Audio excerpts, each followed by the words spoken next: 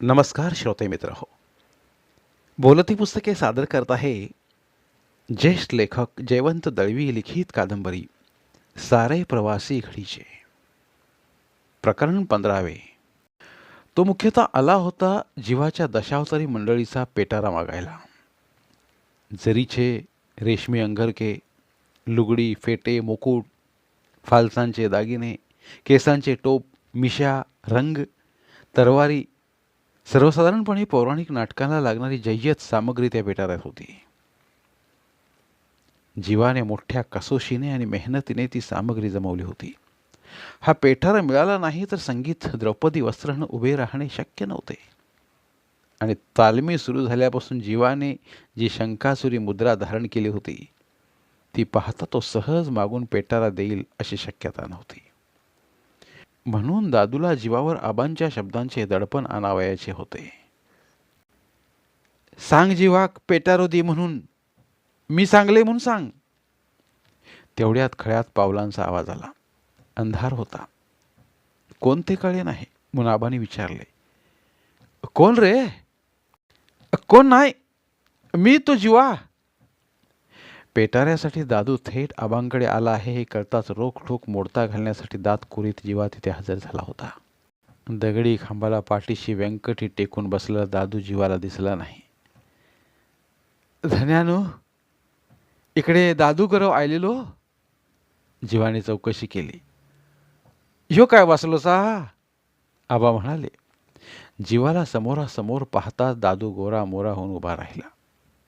पण जीवाने पर्वा केली नाही. काजूची दारू एकदम चढावी तसं त्याला झालं.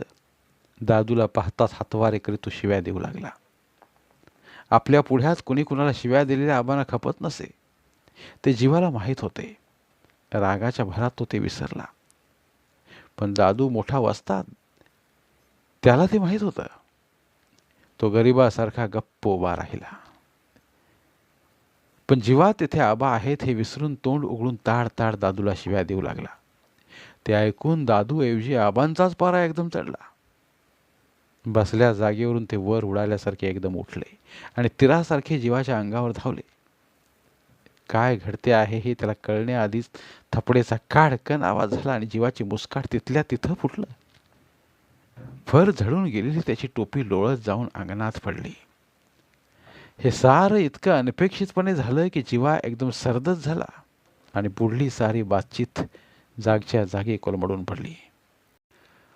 उद्या सकाळी पेटारो दादूच्या हवाली कर, आबाने हुकूम सोडला. तुमच्या म्हणण्यापलीकडे मी नाही, तुम्ही म्हणतास तर देतय पेटारो, असं म्हणत अंगणातली टोपी उचलून जीवाने काढता पाय घेतला. पण जाता जाता खालच्या आवाजात त्याने दादूला तंबीही दिली. पेटाऱ्यातली एक वस्तू चुकली तर कमरेवरचो पंच सोडून घेतलंय, ध्यानात ठेव. एक मिशी सांडली तर तुझी शिंडी गेली म्हणून समज. हा, भडवो नाटक करता. दुसरे दिवशी सकाळी माडी पिण्यासाठी दादूने दिल्लीत चवली कनवटला लागून रगल्या महाराने गावभर ढोल बडवून दौंडी पेटली. आज रात्री श्रीदेव रवळनाथाच्या देवळात दादू गुरुवाचा वस्त्रहरण नाटक असा, सगळ्यांनी येवाचं हो. ती दौंडी ऐकून द्रौपदीचा वस्त्रहरण नाही, दादू गुरावाचा वस्त्रहरण असं सर्वांना सांगत जीवाही स्वतःला विसरून गावभर फिरला. दिवस मावळल्यापासून गावकऱ्यांची रेग सारखी देवळाकडे लागली. म्हाताऱ्या कोताऱ्या, पोरे बाळे, तरणे म्हातारे खांद्यावर पटकुरी टाकून, मुंडाशी आवळून, गळ्याभोवती रुमाल फिरवून, साठवणीतले कपडे चढवून देवळाच्या दिशेनं निघाले. हातात जळत्या चुडत्या घेऊन, मिनमिनते कंदील घेऊन सारे पाय देवळाच्या दिशेनं लागले. हा हा म्हणता 9 वाजेपर्यंत देवळाच्या मंडपात तुफान गर्दी जमली. मी देवळात येताच देवासमोर उभा राहिलो. आम्ही सर्वांनी रवळनाथाला गारानं घातलं. दादूच्या नाटकाचा प्रयोग बरा होऊ दे म्हणून दादू पावशेर साखर व 5 केळी देईल असं सांगितलं. मग दादूनं नारळ फोडला. सर्वांना खूप बरं वाटलं आणि रंग सफेदीसाठी तो घाईघाईनं निघून गेला. आपलं नाटक पाहण्यासाठी तमाम लोक खेचून जमले आहेत हे पाहून त्याच्या अंगावर मास चढलं होतं. मन उल्लसित झालं होतं. लोकही नाटक पाहायला उत्सुक होते. नाटकाच्या नावापासून त्यांना सारे काही नवीन नवीन वाटत होते. बाकडी रचून तयार केलेले स्टेज, पडदे, पडद्यापुढे बसलेले पेटीवाले आणि तबलजी, सारे दृश्यच नवीन आणि उत्सुकता वाढवणारे होते. सुमारे 10-10:30 रवळनाथाच्या गाभाऱ्यातील आरतीची घंटा वाजली. मग नाटकाची पहिली घंटा वाजली, दुसरी झाली, तिसरी झाली. या घंटा मधून कशासाठी वाजत होत्या हे कुणालाही माहीत नव्हते. या घंटेचा आणि नाटक सुरू होण्याचा काही संबंध होता याचीही कुणाला कल्पना नव्हती. त्यामुळे तिसऱ्या घंटेबरोबर पडदा वर जाता सर्वांना आश्चर्य वाटलं. अखंडपणे चालू असलेला गोंगाट एकदम भुईसपाट झाला. मधून पोरे रडत होती आणि त्यांच्यावर आयाबाया खेकसत होत्या. नारदाचा वेश करून दादू गरव आला आणि बराच वेळ त्याने एक लांब लचक ईशस्तवन आळवलं. गळ्यात तंबोरा होता आणि हातात चिपळ्या होत्या. डाव्या हाताने चिपळ्या आणि उजव्या हाताने तंबोरा एकाच वेळी वाजवणे दादूला जमत नव्हते. त्यामुळे मधून चिपळ्या आणि मधून तंबोरा आलटून पालटून वाजवीत तो गाणे गात होता. तसे पाहिले तर दादूपाशी गोड गळ्याची देणगीच नव्हती, पण गायनासाठी गोड गळ्याची देणगी लागते याची दादूला कल्पना नव्हती. गाऊन सवयीने गाणे जमते असे त्याचे म्हणणे होते. चांभार जसा चांबडे कमवतो तसा आवाज कमवायचा असतो असे खुद्द दादूच म्हणायचा. ईशस्तवनाचे गाणे त्याला मुळीच जमत नव्हते. तालमीची जागरणे होऊन त्याचा घसा मुळात बसला होता. त्यात त्याने आवाजच वरच्या पटीत लावला. त्यामुळे वर चढणाऱ्या हाताबरोबर आवाज वर गेला की आवाज गायब होऊन फक्त तोंडच उघडे राहायचे. मध्येच आवाज पिचून कोटिंगचा तागा टरकवल्यासारखा आवाज यायचा. यामुळे पुढल्या संगीताचे दादू काय करणार अशी चिंता वाटत होती. पण त्याचा अद्याप आवाज सुटलेला नाही.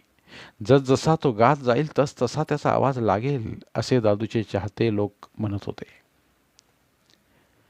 नाही म्हणाला दादूचा आवाज स्टेजवरून प्रेक्षकांच्या कानात निर्भेळपणे जाऊ नये म्हणून तबलजी सर्व प्रकारे कोशिश करीत होता. व्रात्य पोरांच्या टाळक्यावर मारक्या मास्तराने टपल्या माराव्यात तसा तो तबला बडवीत होता. अखेर गाणे संपून दादू आत जाताच दादूच्या गाण्यावर प्रतिक्रिया होण्याऐवजी दादू डबल पार्ट करणार याच गोष्टीचं कौतुक होऊ लागलं. नारद आणि द्रौपदी अशी डबल कामे दादू करणार याच गोष्टीची सकौतुक चर्चा होऊ लागली. ही चर्चा प्रेक्षकात चालू असतानाच गळ्याभोवतालचा आपला मफलर सांभाळीत जीवा लगबगीने माझ्याकडे आला आणि आपल्या तोंडावर हाताची झापट ठेवून माझ्या कानात गडबडणे फुटला. धन्यानो, अपशकून झालो. काय झाला? गणपतीचं मुखवटो दाखवायच्या आधीच मेल्या दादून नाटक सुरू केला. आमची जुनी रीतभात मोडली.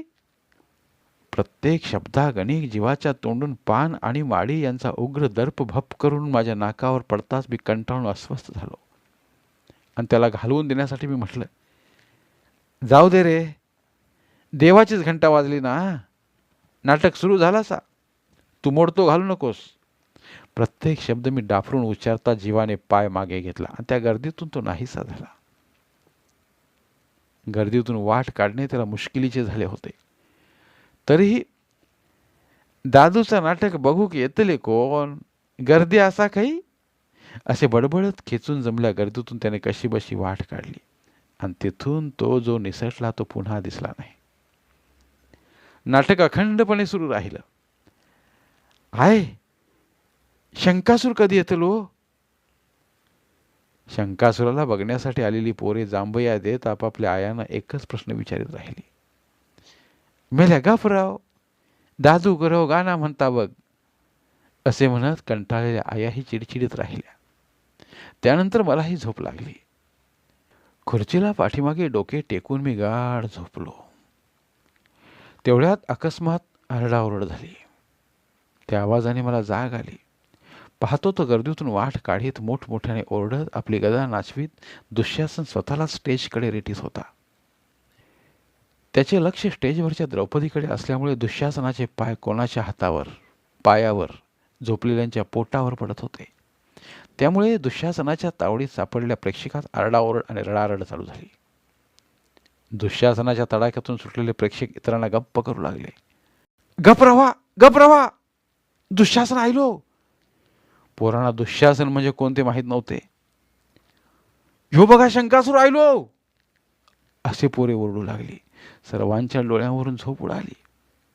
दुःशासनाने स्वतःचे जबरदस्त सामर्थ्य दाखविण्यासाठी जमिनीवरून धाडकन स्टेजवर उडी मारली. पण उडी मारता मारताच पाय अडकून त्याच्या धोतराची काष्टी सुटली आणि प्रेक्षकातून एकदम हास्याची लाट उसळली. सर्वांसमक्ष आणि पुन्हा त्या स्टेजवर काष्टी घालण्याच्या धडपडीत दुःशासनाने बरीचशी वाक्ये खाऊन टाकली. त्यामुळे दादूगृहाचा चेहरा वस्त्रहन झाल्यासारखा दिसू लागला. द्रौपदीसारखा चेहरा दिसण्याऐवजी लेखकासारखा दिसू लागला. आपली चांगली वाक्य दुःशासनाने अशी खाऊन टाकावीत हे दादूला रुचले नाही. म्हणून बाजूला तोंड करून तो चुकलेली वाक्य सांगण्याचा प्रयत्न करू लागला. दुःशासनाच्या धोत्राची काष्टी सुटल्यामुळे तो आधीच ओशाळ्यासारखा झाला होता. त्यात खुद्द द्रौपदीनेच त्याची चुकलेली वाक्य त्याला स्टेजवर पुन्हा सांगितली. त्यामुळे तो अधिकच ओशाळा दिसू लागला. असा हा ओशाळगत दुःशासन द्रौपदीच्या वस्त्राला हात घालील की नाही अशीही अनेकांना शंका आली. पण सुदैवाने ती शंका खोटी ठरली. कारण दुःशासनाचे काम करणारा आडदांड दादूल्या होता. नेहमी पंचात वावरणारा हा माणूस. दुःशासन होताच पायगोल धोतर नेसायला मिळाले त्याला. त्यामुळे त्याचा अंदाज चुकला. कमरेला पंचाच आहे अशा समजुतीने त्याने उडी मारली आणि पायगोल धोतर पायात आले. बाकी तसा तो डरणारा पुरुष नव्हता. हाच दादूल्या मला लहानपणी दांडगाईने उचलून शाळेत नेऊन बसवायचा. त्यामुळे साहजिकच माझ्या मनात जुनी आठवण जागी झाली आणि दादूल्याचा प्रारंभीच मुखभंग झाला हे पाहून मला सूक्ष्मसा आनंद झाला. दादूल्या निगरगट्ट होता. लोक हसले ते आपल्या कामालाच हसले असा त्याचा समज झाला असावा. कारण कासोटा घट्ट बसताच तो एकदम फार्मात आला. त्याने गरागरा गदा फिरवली. त्यामुळे हा द्रौपदीचे वस्त्रहरण करणार की गदा मारून कपाळमोक्षी करणार अशी मला शंका आली. तेवढ्यात तो कडाडून ओरडला, मी तुझे लुगडे सोडणार. सोडणार नाही द्रौपदे, मी तुझे लुगडे सोडणार.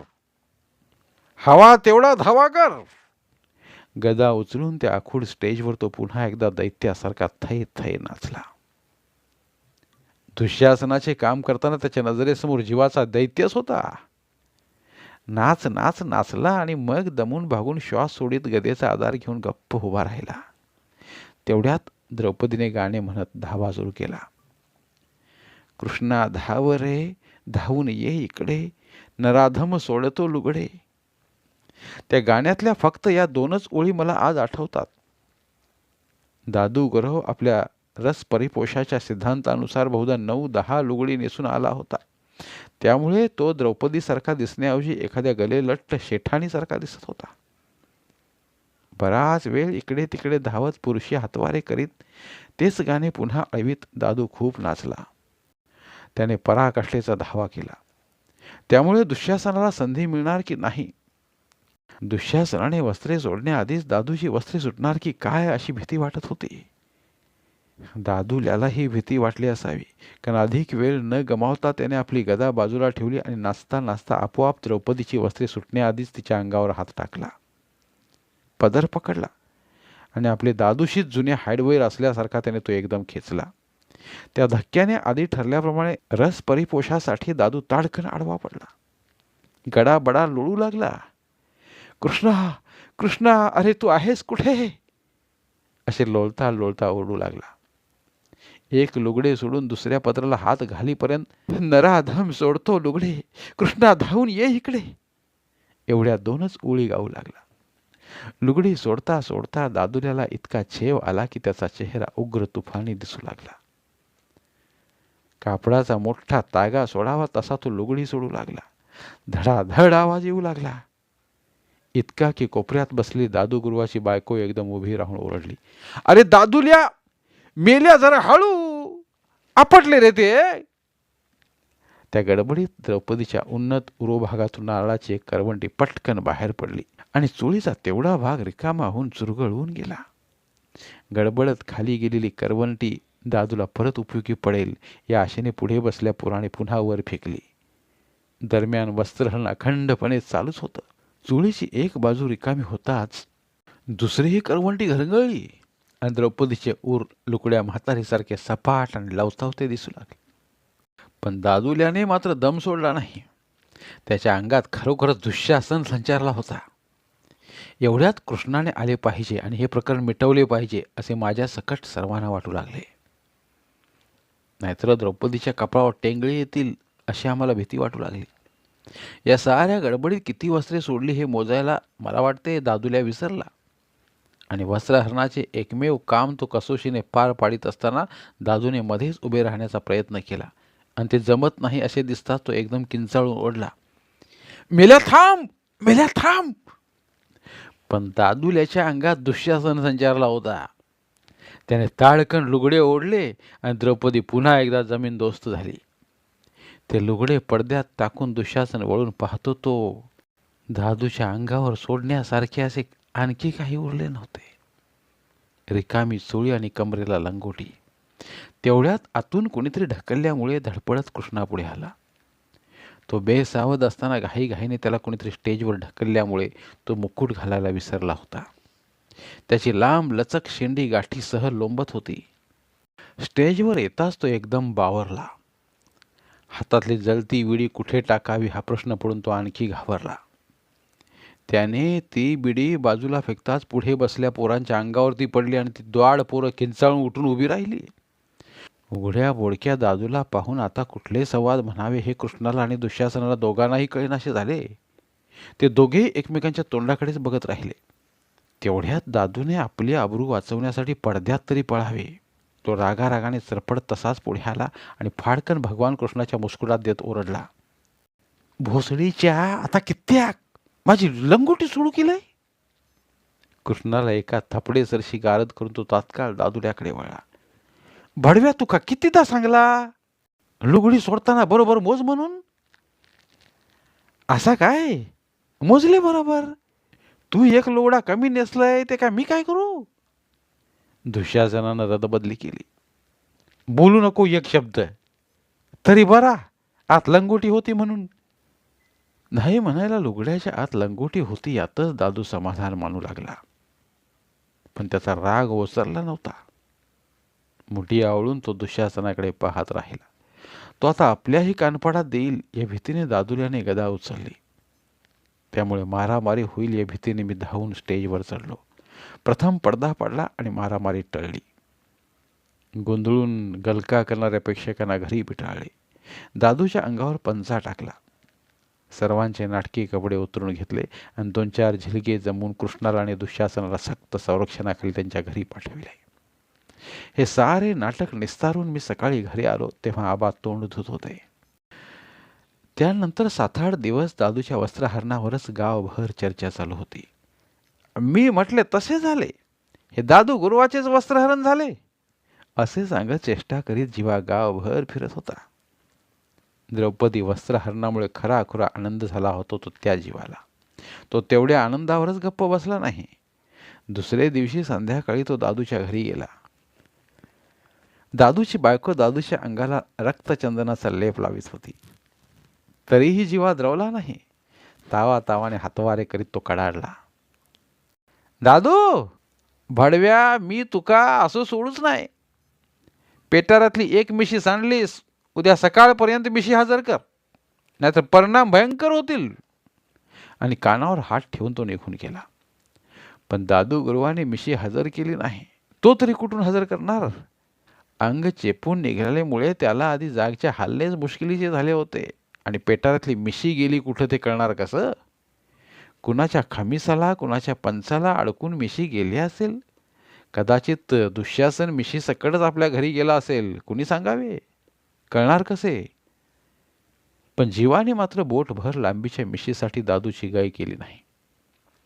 तिसऱ्या दिवशी सकाळी देवळाच्या सोप्यावरून दादू गुरु झोपून उठला आणि शेंडीला गाठ मारण्यासाठी त्याने डोक्यावर हात फिरवताच आपली शेंडी डोक्यावेगळी झाली असं त्याच्या लक्षात आलं.